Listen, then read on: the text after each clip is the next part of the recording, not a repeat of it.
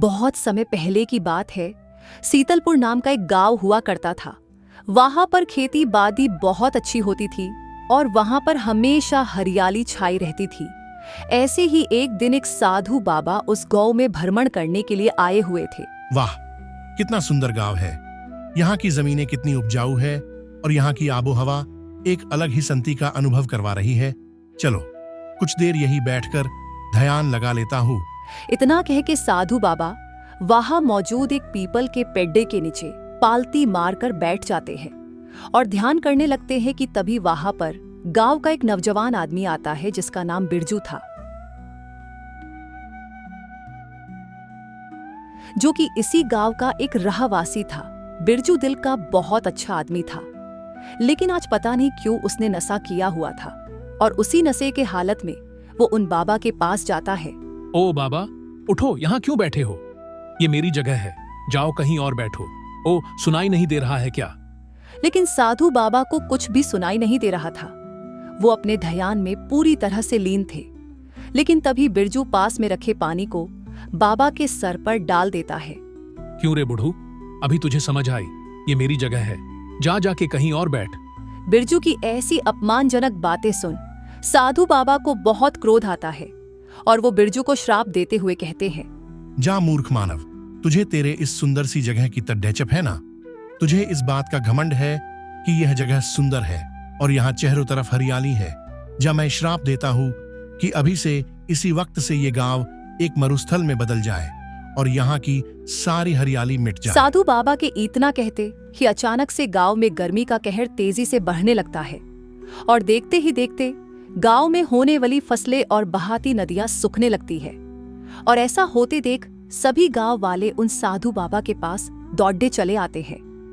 लेकिन तब बहुत देर हो चुकी थी। साधु बाबा वहां से प्रस्थान कर चुके थे। अरे ओ कमभक्त बिरजू, तूने क्या किया उन सिद्ध महात्मा के साथ, जो उन्होंने हमारे पूरे गांव को श्राप दे दिया?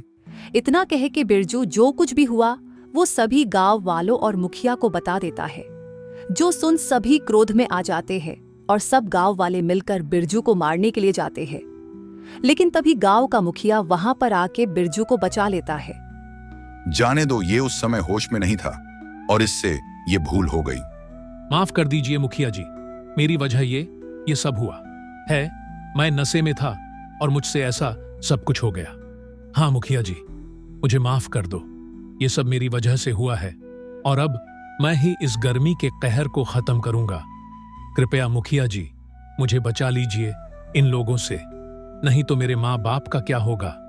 मैं ही तो सिर्फ उनके बुढ़ापे की आखिरी उम्मीद हूँ। बिरजू की बातें सुन मुखिया एक बार फिर से सबको शांत रहने को कहते हैं और उसकी बातें समझ सभी गांव वाले शांत हो जाते हैं और कहते हैं, देखिए मुखिया जी, आज इस बिरजू की वजह से हरे पूरे गांव का बहुत नुकसान हुआ है। अगर ये इसे ठीक नहीं करता तो हम इसे गांव से बाहर निकाल देंगे। इतना कह के गांव के लोग वहां से चले जाते हैं और मुखिया बिरजू से कहता है, देखो बिरजू, तुमने जो आज किया वो बहुत गलत है। तुम्हें हमारे गांव में आए किसी भी मेहमान के साथ ऐसा दूर व्यवहार नहीं करना चाहिए था। अतिथि भगवान के समान होते हैं।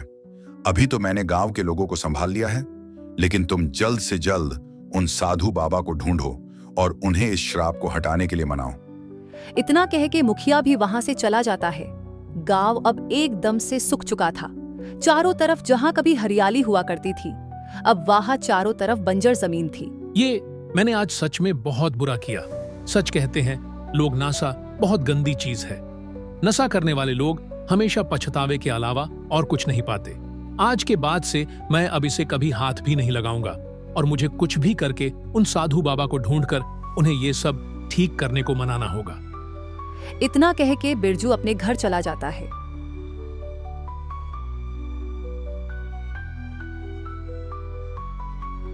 माँ, आज मेरी वजह से पूरे गांव में सूखा। इतना कह के बिरजू आज जो कुछ भी हुआ वो सब अपने माँ बाप को बता देता है। देख बिरजू, तूने जो किया वो बहुत गलत था।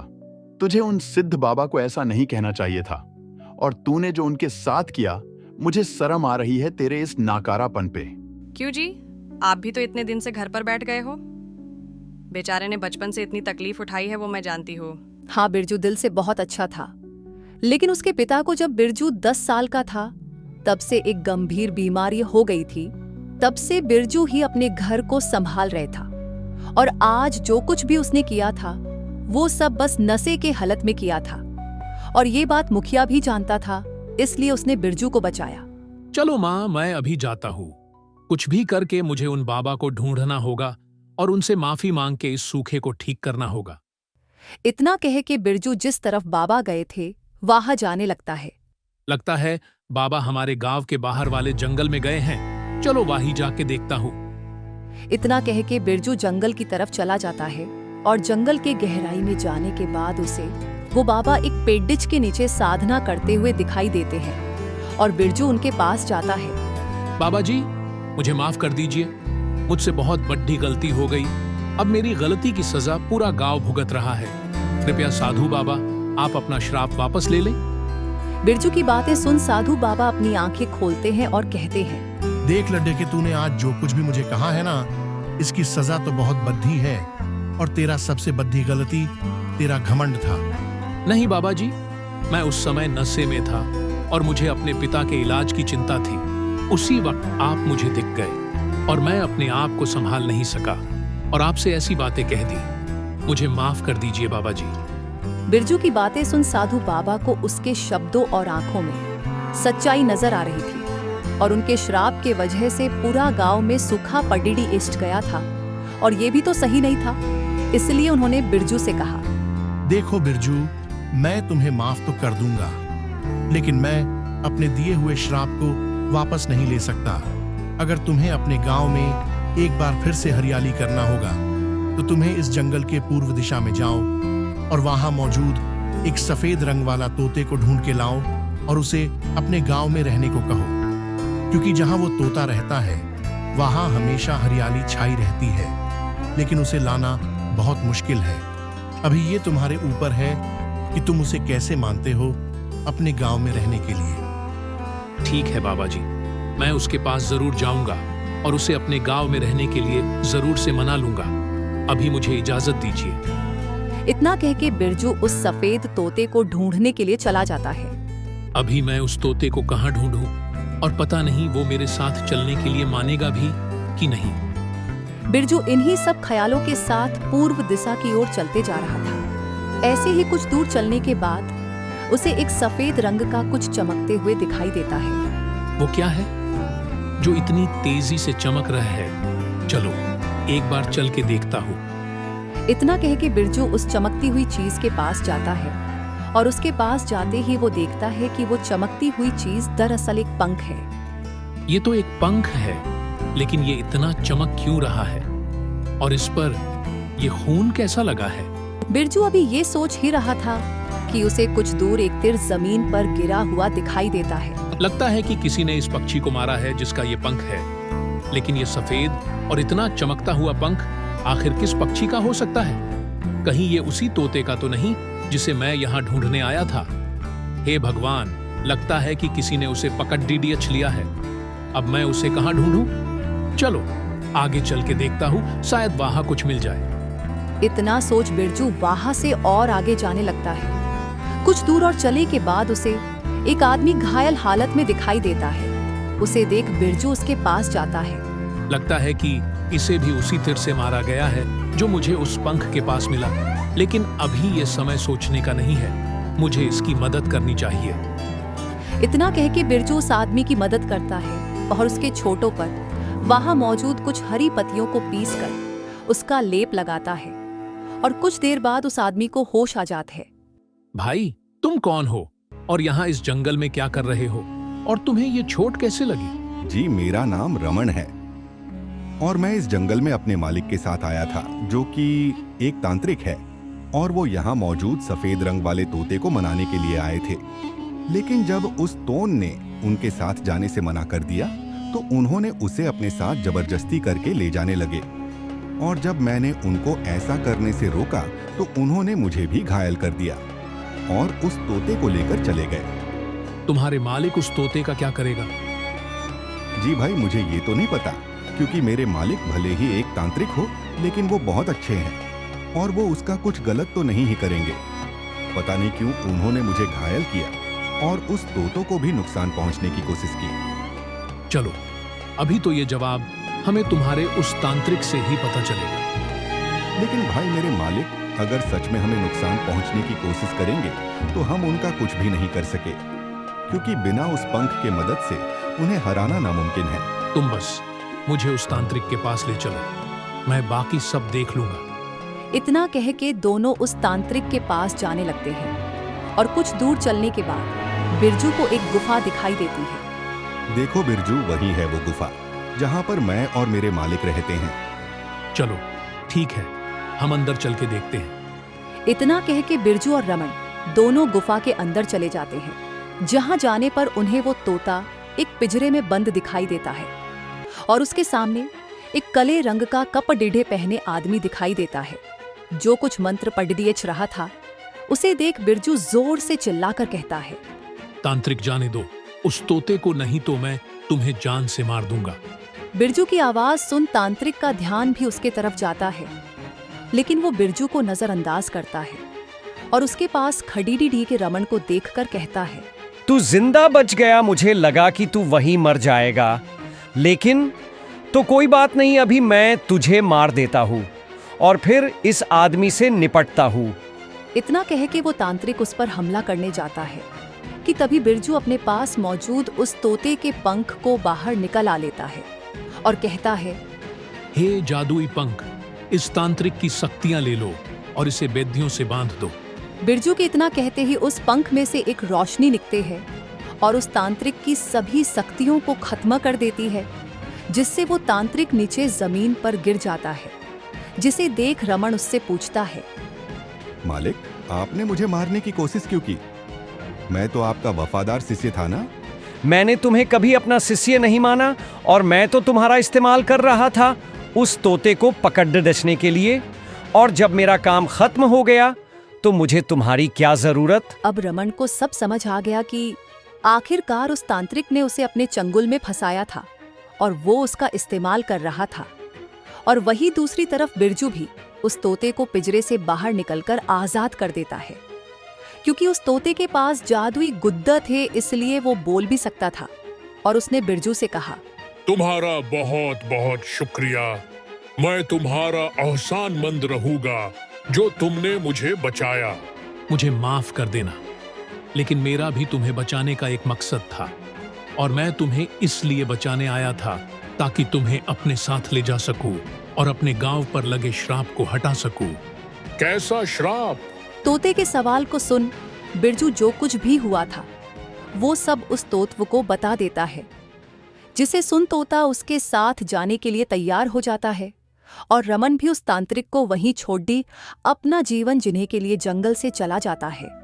और वहीं दूसरी तरफ बिरजू भी उस तोते को लेकर अपने गांव पहुंच जाते हैं, और तोते के गांव में आते ही सब एक बार फिर से हरा भरा हो जाता है, और जादुई पंख की मदद से बिरजू अपने पिता का इलाज भी कर देता है, और वो तोता भी अब उसी गांव में रहने लगता है, और फिर कभी भी उस गांव में सूखा नहीं पड़ रहता, और फिर से एक बार शीतलपुर अपने नाम की तरह शीतल हो गया और बन गया शीतलता का प्रतीक। और अब तो उस गांव में एक चमत्कारी तोता भी था, जो वहां मौजूद लोगों की मदद किया करता था बिरजू के साथ मिलकर अपने पंख से।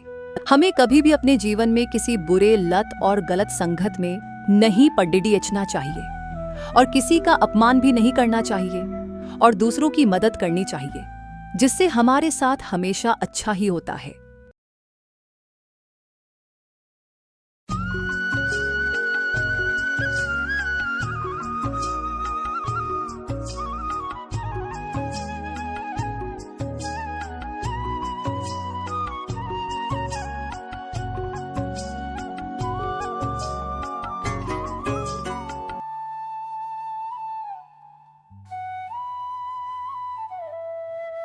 एक छोटे से गांव में सत्यम नाम का एक लड़का अपने माता पिता के साथ रहता था। एक छोटे से गांव में मीरा नाम की एक लड़की रहती थी। मीरा के माता पिता का बहुत पहले ही देहांत हो चुका था। अब उसके परिवार में बस उसका बड़ा भाई रवि और उसकी भाभी कविता ही थे, जिनके साथ वह रहती थी। लेकिन कविता मीरा को बिल्कुल पसंद नहीं करती थी। असल में मीरा दिखने में आम सी थी, न बहुत गोरी न बहुत सुंदर। रंग भी थोड़ा सांवला था, जिसके कारण उसका रिश्ता तय नहीं हो पा रहा था। फिर एक दिन मीरा के लिए एक रिश्ता आया। कविता उसके पास आई और तेज आवाज में बोली, थोड़ी देर में लड़के वाले तुझे देखने आ रहे हैं। यहाँ 2 साड़ियाँ रख दी हैं, जो भी पसंद आए पहन लेना। और सुन, थोड़ा श्रृंगार भी कर लेना। मेरा मतलब है कि जैसे तैसे संवर लेना। अब तक 10 लड़के तुझे देखकर मना कर चुके हैं। अगर इस बार भी बात नहीं बनी तो देख लेना मीरा, अब मैं तुझसे कोई हमदर्दी नहीं रखने वाली। तेरी वजह से मेरा और तेरे भैया का जीना मुश्किल हो गया है। माँ बाबूजी तो चले गए, सारी जिम्मेदारी मेरे सिर पर डाल गए। मीरा ने भाभी की बातें चुपचाप सुनी और फिर धीमे स्वर में बोली, भाभी, मुझे इस सब से कोई परेशानी नहीं है, लेकिन लोगों को मेरे रंग रूप से दिक्कत होती है।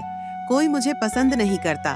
फिर भी मेरे मन के किसी कोने में अब भी उम्मीद है कि शायद कोई तो होगा जो मुझे जैसा हूँ वैसे ही स्वीकार करेगा। तेरे कारण मुझे समाज में मुंह दिखाना मुश्किल हो गया है। जब लोग तुझे काली कहकर बुलाते हैं, तब तू डूब क्यों नहीं मर जाती? कम से कम मेरी जिंदगी से एक बोझ तो हटता। भगवान की दी हुई जिंदगी बहुत कीमती होती है भाभी, मैं इससे कभी खिलवाड़ नहीं कर सकती। माँ हमेशा कहती थी कि मैं आसमान के चांद जैसी हूँ। मुझे समझ नहीं आता सब मुझे नापसंद क्यों करते हैं। क्या सिर्फ रंग से इंसान की अहमियत तय होती है? क्या मैं इंसान नहीं हूँ? कविता ने हंसते हुए तीखा जवाब दिया, तेरी माँ ने चाँद कहा था ना तुझे?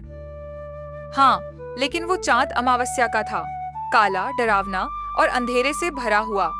माँ बाबा को खोने का दर्द मैं वैसे ही नहीं भूल पाती। मैं सबको प्यार करती हूँ, फिर कोई मुझे क्यों नहीं प्यार करता? इतने में लड़के वाले दरवाजे पर पहुँच जाते हैं। और बुलाओ जल्दी कविता बेटा, तुम्हारी ननद को तैयार होने में और कितना वक्त लगेगा? हमारे पास इतना समय नहीं है। मीरा को कहो जल्दी से आ जाए, हम थोड़ा देख तो लें। तभी मीरा तैयार होकर वहाँ आ गई। अरे काकी जी, देखिए मेरी ननद तैयार हो गई है। रंग थोड़ा सांवला है, लेकिन मन बहुत सुंदर है। काम काज में भी बहुत तेज है। आप लोगों को हमेशा खुश रखेगी। आपको कभी कोई शिकायत नहीं मिलेगी, मैं वादा करती हूँ। मीरा, ये शादी करने लायक नहीं है। अगर ये लड़की मेरे बेटे की पत्नी बन गई तो मैं समाज में मुंह दिखाने के लायक ही नहीं रहूंगी। छी छी छी, ऐसी लड़की को मैं अपने घर की बहू बनाऊंगी? ये तो मैं सोच भी नहीं सकती। अरे काकी जी, देखो ना, बहुत काम कर सकती है। सारा दिन काम करेगी, कभी शिकायत नहीं करेगी। इसे बहू बना लो काकी जी। अच्छा ठीक है, अगर आपका कोई और भाई हो तो उससे इसकी शादी करवा दो। अरे चुप रहो, इतना जोर जबरदस्ती मत करो। इतना क्यों माथे पर कालिक पोतना चाहती हो? अरे काकी जी, गुस्सा मत होइए। शुरुआत में लोग कुछ कहेंगे, लेकिन फिर सब ठीक हो जाएगा। लोग थोड़ा बहुत बोलते हैं, पर समय के साथ सब मान लेते हैं। थोड़ा शांत हो जाइए। ये सब बातें मीरा चुपचाप खड़ी होकर सुन रही थी। फिर उसने साहस जुटाकर कहा, देखिए, मैं किसी के घर जबरदस्ती बहू बनकर नहीं जाना चाहती। इस दुनिया में शादी ही सब कुछ नहीं है। मैं शादी नहीं करना चाहती। कृपया करके आप लोग चले जाइए। अगर आप मुझे बहू बनाकर अपने घर ले भी गए तो लोग आपका मजाक उड़ाएंगे। जहाँ मेरे अपने लोग ही मुझे ताने मारते हैं, वहाँ मैं परायों के घर कैसे जाऊं? कृपया मेरा और अपमान मत कीजिए। आज मेरे माता पिता जिंदा नहीं हैं, इसलिए मैं सबके लिए बोझ बन गई हूँ। अगर वो जिंदा होते तो मुझे इतनी बातें कभी नहीं सुननी पड़ती। जिसने मुझे बनाया उसने शायद प्यार से ही बनाया होगा। इसमें आपका या मेरा कोई दोष नहीं है। हमें तो तुमने बर्बाद ही कर दिया। इससे तो अच्छा था कि पंडित जी ने जो दूसरी लड़की दिखाई थी वहाँ चले जाते। मिल गई तेरी कलेजी को ठंडक। अब मेरी आंखों के सामने से दूर हो जा। निकल जा इस घर से। अब कभी यहाँ मत आना। तू कहीं जाकर मर क्यों नहीं जाती? तेरी जगह मैं होती तो कब की मर जाती। अगले दिन सुबह जब विक्रम, मीरा का भाई, घर से बाहर जाने लगा। अभी आप कहाँ जा रहे हो? ये घर मेरा सर नहीं है, ये आपको याद है ना? एक तरफ तुम्हारी इस काली बहन की झंझट, दूसरी तरफ पैसों की तंगी। हर तरफ से मेरा दिमाग ही खराब हो जाता है। अरे गुस्सा क्यों कर रही हो कविता? मुझे काम पर तो जाना ही है। कुछ दिन में फसल बोनी है, खेत को खोदना है। कुछ दिन पहले ही तो बाजार गया था। सारा राशन खत्म हो गया क्या? और हाँ, मीरा की बात मुझसे बिल्कुल मत करो। वैसे ही मेरा दिमाग फटा जा रहा है। नहीं जानता ये लड़की कब तक घर बैठी रहेगी। जब माँ बाबा चले गए तो इसे भी अपने साथ क्यों नहीं ले गए? हाँ, और ऊपर से घर का आधा खाना तो तुम्हारी बहन के पेट में चला जाता है। दिन में 3 बार खाती है, जैसे मैं होटल चला रही हूँ। तुम तो सारा दिन बाहर रहते हो, घर की सारी परेशानी मुझे ही झेलनी पड़ती है। तुम क्या जानो दुख क्या होता है। देखो कविता, मुझसे जरा अच्छे से बात करो। अगर मैं बाहर काम ना करूं तो हम सब भूखे मर जाएंगे।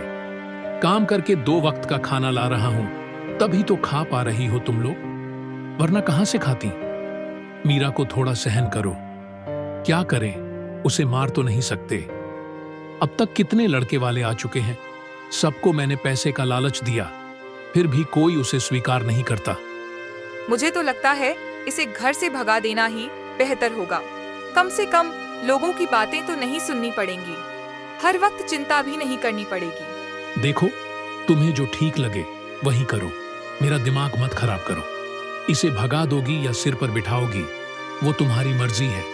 मैं अब काम पर जा रहा हूँ, आने में थोड़ी देर होगी। इधर मीरा नदी किनारे एक पेड़ की छांव में बैठी बैठी रो रही थी और खुद से बातें कर रही थी। हे भगवान, तूने मुझे इस दुनिया में क्यों भेजा? मेरे कारण भाभी हर वक्त परेशान रहती हैं। क्यों भगवान, तुमने मुझे अब तक अपने पास क्यों नहीं बुलाया? एक के बाद एक लड़के वाले बस देखकर मुंह फेर लेते हैं। कोई मुझे मेरे रंग की वजह से पसंद नहीं करता। अगर खुद को खत्म करना पाप ना होता तो अब तक मैं, लेकिन भगवान, जो जिंदगी तुमने दी है उसे मैं बहुत प्यार करती हूँ। फिर भी सब कहते हैं मन की सुंदरता असली होती है, लेकिन हकीकत कुछ और है। लोग बस बाहरी सुंदरता की पूजा करते हैं। सब मुझे काली काली कहकर बुलाते हैं। भगवान, मुझे अब और नहीं सहना। मुझे रास्ता दिखाओ, मुझे रास्ता दिखाओ। उसी वक्त नदी किनारे एक लड़की आती है और मीरा को देखकर रुक जाती है। अरे ये कौन? तू मीरा है ना? अरे हाँ मीरा, तू कैसी है? तुझसे मेरी 5 साल बाद मुलाकात हो रही है। तू यहाँ बैठकर क्यों रो रही है? और क्या होगा, मुझे सिया। तू तो सब जानती थी, मैं काली हूँ, इसीलिए सब मुझसे नफरत करते हैं। अब तक कितने लड़के वाले मुझे देखकर मुंह मोड़ चुके हैं, बस सब नफरत करते हैं। अच्छा छोड़, तू बता, तू इतने दिनों बाद कहाँ से आई? कहाँ चली गई थी? अरे मत पूछ। पिताजी के जाने के बाद हम बहुत लाचार हो गए थे, इसलिए शहर चले गए। माँ और मैं दोनों ने मिलकर काम शुरू किया। कुछ दिन पहले ही गांव लौटी हूँ, घर बनाया है। सोचा था शादी कभी नहीं करूंगी, खुद कमाऊंगी, माँ के साथ अच्छे से जीऊंगी। और तू इतना दुखी क्यों हो रही है मीरा? खुद कुछ कर, अपने पैरों पर खड़ी हो, देखना सब तुझे इज्जत देंगे। लेकिन मैं अकेली क्या करूं सिया? बचपन में तो सपने थे कि पढ़ लिख कर कुछ बनूंगी, लेकिन माँ बाप के मरने के बाद सब थम गया। लोगों की बातें मुझे और पीछे खींचती रहीं। तेरे पास तो माँ है जो तुझे सहारा देती है। मेरे पास इस दुनिया में कोई नहीं है। जिसका कोई नहीं होता मीरा, उसका भगवान होता है। तू एक बार खुद कोशिश कर, कुछ बचत कर, फिर काम शुरू कर, फिर देख लोगों की नजरें कैसे बदलती हैं। पैसे से ही दोस्त भी बनते हैं, रिश्तेदार भी लौट आते हैं। पिताजी जब गए थे तब हमें सबने सताया। अब थोड़ी तरक्की की तो वही लोग रिश्तेदारी करना चाहते हैं। मैं उनसे दूर रहती हूँ, पर अब हम अपने पैरों पर हैं दुनिया में। सच कहूँ सिया, मन का दुख हल्का लग रहा है। तेरी बातों ने मुझे हिम्मत दी है। तू बहुत अच्छी है। इतनी अपनापन भरी बातें, किसी ने कभी मुझसे ऐसे बात नहीं की। सब एक जैसे नहीं होते मीरा, अभी भी बहुत अच्छे लोग हैं। अच्छा, अब तू घर चली जा, वरना तेरी भाभी फिर डांटेगी। मैं भी चलती हूँ, माँ मेरी चिंता कर रही होगी। मैं तो पहले पानी लेने आई थी। अच्छे से रहना मीरा, अगर कुछ भी चाहिए हो तो मुझे जरूर बता। इधर मीरा जैसे ही घर पहुंची तो कविता के ताने शुरू हो गए। वाह रे वाह, सारा दिन रानी बनकर गांव में घूमती रही और अब शाम को घर लौट आई। तू कभी इंसान बनेगी या नहीं? चेहरा तो तेरा वैसे ही खराब है, कम से कम स्वभाव तो अच्छा कर ले। खाने के वक्त तो पूरा पेट भर कर खा जाती है, लेकिन काम के वक्त तुझसे 2 पैसे का भी काम नहीं होता। बताओ जरा रानी जी, क्या मैं तुम्हारी नौकरानी हूँ जो तेरे पैरों तले पड़ी रहूं और सारा काम करूं? भाभी, विश्वास करो, मुझे माँ पिताजी की बहुत याद आ रही थी, इसीलिए नदी किनारे जाकर थोड़ी देर बैठ गई थी। और हाँ, मेरी पुरानी दोस्त सिया से भी मुलाकात हो गई, इसीलिए देर हो गई। मैं अब कभी नहीं जाऊंगी, हमेशा घर पर रहकर काम करूंगी। तुझे मैं मौका दूंगी तब ना।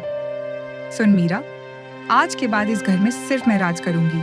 तेरे जैसी गंदी लड़की की जगह तो कूड़े और कचरे में है। तेरे भाई यानी मेरे पति विक्रम ने खुद कहा है कि तुझे आज ही इस घर से निकाल देना चाहिए।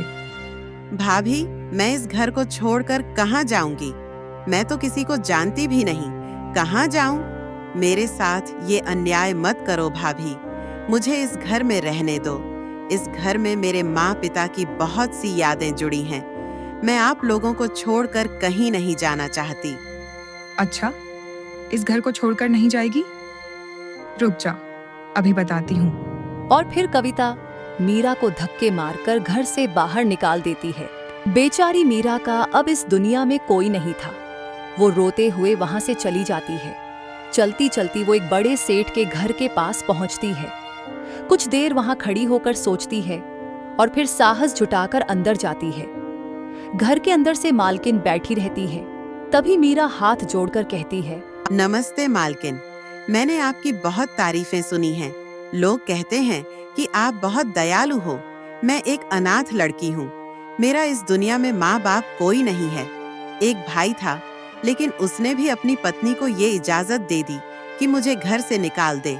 मालकिन, मेरा बस एक ही दोष है कि मैं काली क्यों हूँ। मैं आपके पैर पड़ती हूँ मालकिन, मुझे यहाँ कोई भी काम दे दो। मैं कम तनख्वाह में भी बहुत मेहनत से काम करूंगी। मुझ पर दया करो, वरना मैं भूख से मर जाऊंगी। सेठानी बहुत ही दयालु स्वभाव की होती है। वो मीरा की सारी बातें सुनकर भावुक हो जाती है। बेटी, इतना मत सोच और रोना बंद कर। तेरी बातें सुनकर मेरा दिल भर आया है। बेटी, तू काली है तो क्या तू इंसान नहीं है? बाकी लोग जैसे इंसान हैं, तू भी तो वैसे ही इंसान है। सुन, जिन लोगों ने तेरा अपमान किया, तू एक दिन उन्हें दिखा देगी कि हाँ, मैं काली हूँ लेकिन कभी रुकी नहीं।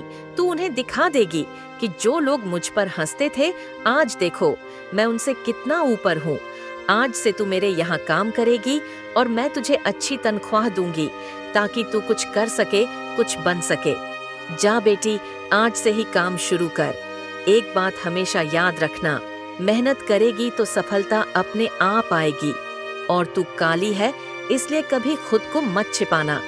सबके सामने आत्मविश्वास से चल, यही तुझे जिंदगी में आगे लेकर जाएगा।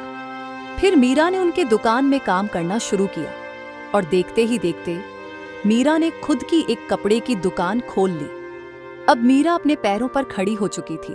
उसकी दुकान बहुत अच्छे से चल रही थी। ऐसे ही साल बीत गए। मीरा मेहनत और आत्मबल से अपने जीवन की नई राह पर थी। एक दिन उसकी दुकान पर अचानक उसके भाई और भाभी कविता आए। जैसे ही उन्होंने मीरा को देखा, दोनों चौंक गए। अरे ये तो मीरा है। ये यहाँ क्या कर रही है? मीरा की दुकान पर उस समय ग्राहकों की भीड़ लगी हुई थी। हर कोई उसकी तारीफ कर रहा था। मुझे आपके दुकान के कपड़े बहुत पसंद हैं। हाँ, कपड़ा तो वाकई बहुत ही शानदार है। वो वाला दिखाइए ना। कृपया आप सब शांत रहें। मैं एक एक करके सबको अच्छे कपड़े दिखा रही हूँ। आप सभी मेरे कपड़ों को पसंद कर रहे हो, इससे मुझे सच्ची खुशी मिल रही है। मैं वादा करती हूँ कि अगली बार और भी बेहतर डिजाइन्स और क्वालिटी लेकर आऊंगी और मैं आप सबको पहले खबर भेजूंगी। दरअसल मेरे इस कारोबार की सफलता के पीछे आप सबका आशीर्वाद और भरोसा है। धन्यवाद। अरे, तू हमारी मीरा ही है ना? तू यहाँ ये दुकान? गांव में सुन रहे थे कि बाजार में किसी ने बहुत बड़ी और महंगी कपड़े की दुकान खोल ली है, तो हम सोचे कपड़े देखने आ जाए। पर तू यहाँ क्या कर रही है? क्या तू यहाँ किसी के लिए काम करती है? क्या तू किसी की कर्मचारी है? नहीं भाभी, मैं यहाँ किसी की कर्मचारी नहीं हूँ। इस दुकान की मालकिन मैं खुद हूँ। बाहर लगे बोर्ड पर आप साफ पढ़ सकती हैं, मीरा फैशन हाउस। तो ये किसी और की दुकान कैसे हो सकती है? बताइए, आपको क्या दिखाऊं? रेशमी साड़ी चाहिए या बनारसी? मेरी दुकान में हर तरह के कपड़े मिलते हैं बहन। मीरा का आत्मविश्वास और रुतबा देखकर उसके भाई और कविता दोनों के चेहरे झुक जाते हैं। बहन, मुझे माफ कर दे। मुझसे बहुत बड़ी भूल हो गई। मैंने तुझे समझा ही नहीं। तेरे साथ अन्याय किया, तुझे घर से निकाल दिया। तू आज इतनी ऊंचाई पर है कि हम जैसे लोगों को 10 बार खरीद कर 10 बार बेच सकती है। कौन बहन? और माफी? किस बात की माफी? सुनिए एक बात, जो लोग अब रिश्ता जोड़ना चाहते हैं वो मुझसे नहीं, मेरे पैसों से रिश्ता रखना चाहते हैं। जिस दिन आपने मुझे घर से निकाला था उसी दिन मैंने कसम खा ली थी कि अब मैं इस दुनिया में अकेली ही जीऊंगी, अनाथ होकर। मेरा कोई नहीं है, ना भाई ना माँ बाप, सब मेरे लिए मर चुके हैं। जिन लोगों ने मुझे सिर्फ मेरे रंग से परखा, मेरी मजबूरी का मजाक उड़ाया, मेरे स्वाभिमान को रौंदा, उन्हें मैं कभी माफ नहीं कर सकती। मैं सिर्फ अपने माँ पिता से प्यार करती हूँ और किसी से नहीं। मीरा, मैं सच कहती हूँ, मुझे माफ कर दे। अब से मैं तुझे अपनी बहन की तरह रखूंगी, कभी कोई काम नहीं करने दूंगी, ना कभी कुछ बुरा कहूंगी। हमसे नाराज मत हो बहन। चलना हमारे साथ घर चल, हम सब मिलकर एक साथ रहेंगे। मीरा अपने भाई और रीना की बातों को शांत होकर सुन रही थी, पर उसके चेहरे पर वो मासूमियत नहीं, बल्कि दर्द से निकला आत्मविश्वास और सम्मान की चमक थी। जब मैं महीनों सालों तक घर से बाहर थी, तब आपका वो स्नेह कहाँ था? कहाँ गया था वो भाईपन, वो रिश्ता? एक पल चुप रहकर आंखों में आंसू दबाते हुए, तब तो किसी ने मुझे नहीं ढूंढा, कोई नहीं आया यह देखने कि मैं जिंदा भी हूँ या मर गई। और आज जब मैंने अपने पैरों पर खड़ा होना सीख लिया, जब मेरी दुकान की चर्चा हर गली हर गांव में है, तो आप लोग मुझे गले लगाने आए हो। ये प्यार नहीं, ये आपके लालच की परछाई है। आपको मेरी नहीं, मेरे पैसे और मेरी पहचान की फिक्र है। कड़ा लहजा, आंख में आंसू और आवाज में आग। अब आप लोग जा सकते हैं। और हाँ, भूल कर भी मेरी दुकान की दहलीज पार मत करना। मैं नहीं चाहती कि मेरे आत्मसम्मान की दीवार पर फिर से आपकी स्वार्थ की परछाई पड़े। रीना और उसका पति शर्म से झुक गए, पर मीरा का फैसला अटल था। मीरा ने उन्हें अपने जीवन से सदा के लिए निकाल दिया और उसकी दुकान पहले से भी अच्छा चलने लगी। अब वो सिर्फ एक दुकानदार नहीं थी, बल्कि अपने संघर्ष से जीतने वाली मिसाल बन चुकी थी।